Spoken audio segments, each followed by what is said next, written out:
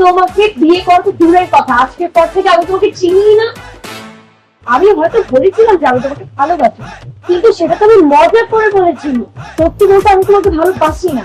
ইয়াল্লা, তুমি সব কি বলতেছো? তুমি আমাকে মজা করে বলছো তুমি আমাকে ভালোবাসো, কিন্তু কেন? আসলে আমার ড্যাড বাংলাদেশি তো, সেজন্য বাংলাদেশের ছেলেরা আসলে কেমন হয় সেটা জানার খুবই ইচ্ছে। তাই তোমার সাথে মিথ্যে প্রেমের নাটক করে বাংলাদেশের ছেলেরা কেমন হয় সেটা জানার চেষ্টা করলাম আর কি। তুমি নাটক করলেও আমি তো নাটক করি নাই সুজানা। আমি তো তোমাকে সত্যি সত্যি ভালোবেসে ফেলাইছি।